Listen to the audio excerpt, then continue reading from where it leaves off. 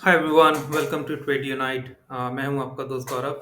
देखते हैं आज मार्केट ने कैसा परफॉर्म किया, कैसी हमारी आज की ट्रेड गई और कल के लिए हमारा क्या प्लानिंग है। तो मैंने आज बैंक एक्स में ट्रेडिंग करी थी। आज मिड कैप निफ्टी और बैंक एक्स दोनों की एक्सपायरी होती है। मैं जनरली बैंक एक्स की एक्सपायरी को प्रेफर करता हूँ। अ, देखते हैं कि आज पहले निफ्टी ने कैसा परफॉर्म किया, उसके बाद हम लोग देखेंगे कि बैंक एक्स का ट्रेड कैसा गया और कल फिर निफ्टी की एक्सपायरी होगी तो उसको भी हम लोग देखेंगे कि कल फिर निफ्टी की एक्सपायरी में क्या ट्रेड हम लोग प्लान कर सकते हैं और मार्केट की कल की क्या उम्मीद रख सकते हैं।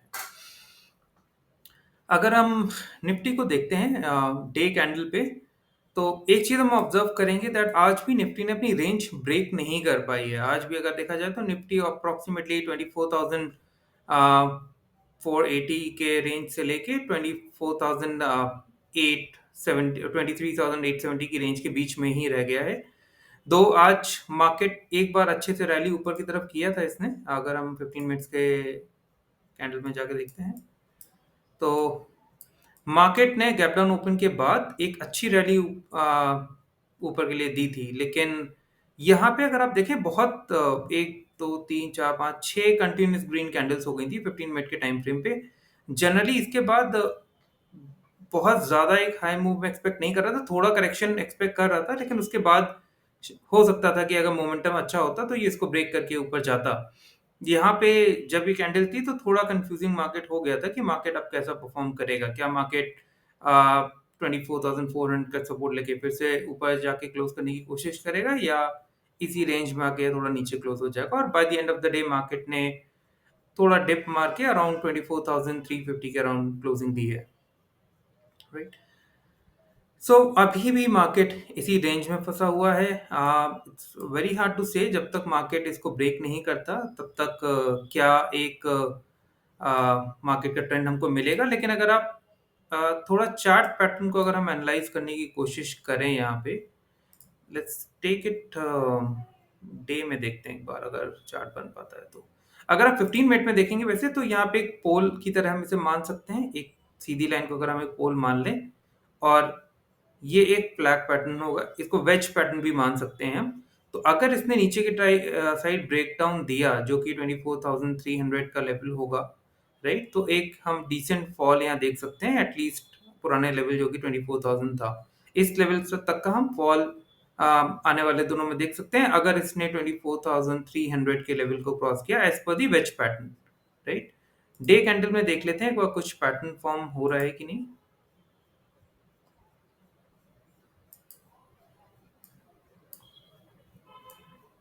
डे कैंडल में भी सिमिलर काइंड ऑफ पैटर्न है।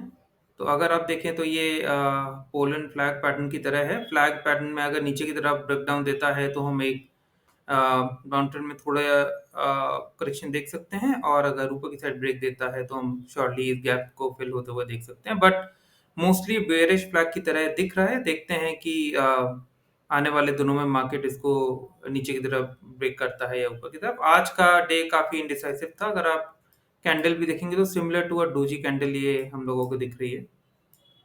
तो ये आज का हमारा निफ्टी ऐसा रहा। काफी दिनों से मार्केट ऐसा ही चल रहा है थोड़ा। लेट्स से अब आज की हमारी ट्रेडिंग कैसी गई वो देखते हैं हम बैंक एक्स पे देखा जाए। Similar to Nifty bank x ने भी कुछ ऐसा ही परफॉर्म किया था। पहली बात तो ये कि आप ये भी देखेंगे कि ये भी रेंज में फंसा हुआ है। तो चाहे वो निफ्टी हो, चाहे बैंक एक्स हो, चाहे बैंक निफ्टी हो, हर कोई रेंज में फंसा हुआ है। आप इसको 15 मिनट में हम लोग देख लेते हैं एक बार। सिमिलर टू निफ्टी आप देखेंगे बैंक एक्स ने भी काफी अच्छा करेक्शन दिया, काफी अच्छा अप ट्रेंड में अप मूवमेंट दिया था आज के मार्केट आवर्स में। और करीब फर्स्ट ऑफ द डे तक ये बहुत ही जल्दी एक ऊपर चला गया था। एक इंटरेस्टिंग चीज आप हमेशा याद रख सकते हैं कि जब भी कोई भी स्टॉक या मार्केट बिफोर 12 एक बहुत बड़ी रैली दे देता है, उसके बाद मेरी एनालिसिस ऐसी रही है कि जनरली सेकंड हाफ में चांसेस कम हो जाते हैं उसकी उसी डायरेक्शन में एक बड़ी रैली देने के। या तो जनरली वो अपनी रैली को लूज कर देता है और डाउन क्लोज हो जाता है या मिड बैंगिंग क्लोज हो जाता है या उसी रेंज में रह के क्लोज हो जाता है।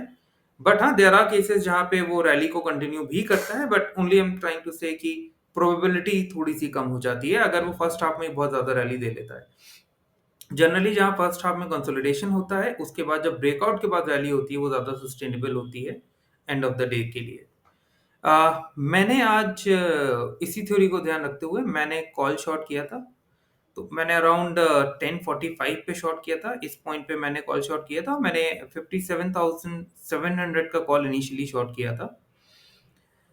मार्केट ने ऑफ कोर्स अब देख रहे हैं थोड़ा मेरे अगेंस्ट गया, मुझे लॉस दिखा। तो मैंने जब इस पोजीशन पे मार्केट आ गया था करीब 12:15 के आसपास, मैंने हाफ थोड़ी क्वांटिटी को एग्जिट कर दिया था बिकॉज़ यहाँ पे आई वाज़न्ट श्योर कि मार्केट दोबारा से रैली कंटिन्यू कर सकता था क्योंकि यहाँ पे उसने काफ़ी टाइम स्पेंड किया था और कंसोलिडेट किया था और नीचे नहीं गया था मार्केट, राइट? सो ये तो क्लियर दिख रहा था कि मार्केट नीचे जाता हुआ नहीं दिख रहा है, बट अगर यहाँ से एक अच्छी रैली दे देता तो हम लोगों को बड़ा लॉस हो सकता था या ऐसे हिट हो सकता था, तो मैंने अपनी कुछ क्वांटिटी कर्व करी। लेकिन जब उसके बाद जब मार्केट अराउंड 130 के आसपास इसी रेंज में ही था और मुझे 5 मिनट के चार्ट पे बहुत ही स्ट्रॉन्ग मूवमेंट नहीं दिख रहा था मार्केट का। अप्रॉक्सीमेटली इस टाइम पे आप देखेंगे। यहाँ पे मैंने 57,800 का भी थोड़ा सा कॉल शॉर्ट कर दिया था just to book some more extra profit. Overall by the end of the day आप देख रहे हैं कि दोनों ही कॉल मेरे अच्छे गए। 57,700 का कॉल ने भी अच्छा रिटर्न दिया और 57,800 का भी कॉल ज़ीरो पे क्लोज़ हो गया था। एक बार हम लोग अपना पी-एन-एल स्टेटमेंट देख लेते हैं। तो आप देख सकते हैं अराउंड 6,000 का हमें आज प्रॉफ़िट हुआ, जो मेरा एवरेज प्रॉफ़िट रहता है। तो आज अप्रॉक्सिमेटली मुझे अपना एवरेज प्रॉफ़िट मिल गया था, तो अच्छा दिन मेरे लिए गया।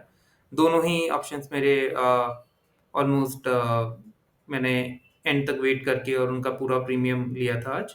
तो ओवरऑल आज का दिन अच्छा गया। देखते हैं अब कल के लिए। कल फिन निफ्टी की ट्रेडिंग रहेगी हम लोगों के लिए।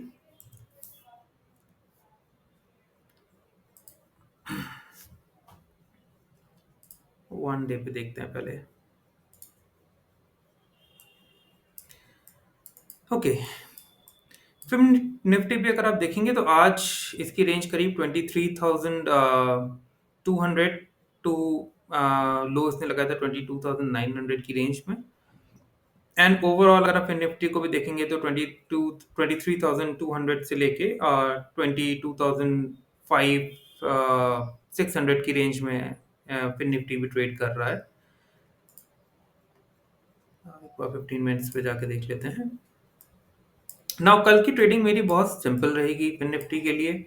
अगर फिन निफ्टी ने कल गैप डाउन ओपन किया और अराउंड 10:30 10:45 तक वो उसने गैप फिल करके थोड़ा नीचे आ गया या उसने नीचे का ही मोमेंटम रखा, तो मैं 23,200 का अगर मुझे प्रीमियम ठीक मिल रहा होगा तो मैं ये कॉल शॉर्ट करना प्रेफर करूंगा। अदरवाइज मैं शायद 23,100 का कॉल सेल करूंगा। मैं पुट की सेल कल नहीं देख रहा हूँ। पुट ऑप्शंस की मैं सेल नहीं करूंगा। इवन इफ अगर ये गैप अप भी ओपन हो जाता है तो मे बी मैं स्किप कर दूंगा या मैं end of the day wait करूंगा थ्रू आउट द डे जब मुझे कॉल की अपॉर्चुनिटी मिलेगी। But I am like more incline to sell call option tomorrow rather than put options. बाकी कल का जो मार्केट होगा, जब लाइव मार्केट हम लोग देख रहे होंगे, इसके हिसाब से हम लोग देखेंगे कि मार्केट कैसा जा रहा है। लाइव मार्केट में बहुत सारी चीज़ें कई बार बदल जाती हैं, तो हमारे जो डिसीजंस या हमने जो थॉट प्रोसेस रखा होता है प्रीवियस डे पे, वो कभी-कभी हमें चेंज करना पड़ता है, but mostly I try to stick with my plan. और अगर मेरे अगेंस्ट जाता है, तो कई बार मैं ट्रेडिंग स्किप कर देता हूँ rather than jumping into the market और वहीं पे प्लान करने का कि कैसे इसको फिक्स करना है, मैं स्किप करना प्रेफर करता हूँ। तो ये हमारा कल का एक एनालिसिस है कि कल मार्केट हम लोग कैसे ट्रेड करेंगे। Again talking about my investments, मैं अभी उनको लेके वरीड नहीं हूँ। जैसे कि मैंने पहले भी अपने 2-3 वीडियोज़ में ये चीज़ बताई है। जब तक निफ्टी हमारी रेंज में है तब तक मैं अपने पोर्टफोलियो पे कुछ भी ध्यान नहीं दे रहा हूँ। सो अगर आप देखें, जब तक निफ्टी हमारी 24,000 की रेंज को ब्रेक नहीं कर रही है, तो portfolio wise I am not bothered. मैं उसको एज इट इज रख रहा हूँ और जस्ट लुकिंग फॉर अपॉर्चुनिटीज। अगर किसी किसी स्टॉक में मुझे अच्छी अपॉर्चुनिटी मिलेगी तो मैं छोटा छोटा इन्वेस्टमेंट्स उसमें करता रहूंगा। ये टाइम मेरे हिसाब से बहुत ही बल्क में पैसा डालने का नहीं है मार्केट में, बट हाँ, अगर आपको कोई अच्छी अपॉर्चुनिटी मिलती है, तो एसएफपी काइंड ऑफ थिंग में कि आप अपने पूरे कैपिटल को 10 पार्ट्स में डिवाइड करके या 5 पार्ट्स में, जैसा भी आपको कन्वीनिएंट लगता है, उसके हिसाब से डिवाइड करने के बाद उस स्टॉक में डालें। लाइक से आप किसी स्टॉक में 1 लाख रुपए डालना चाहते हैं, तो एक बार में 1 लाख ना डाल के 10-10 हज़ार करके उसको 10 बार में डालें, या एटलीस्ट 5 टाइम्स उसको ब्रेक करें कि 20,000 का उसमें इन्वेस्ट करें, ताकि मार्केट के करेक्शन में आपके पास फंड्स हों उसमें री-इन्वेस्ट करके एवरेज करने के लिए। So that's all for today guys.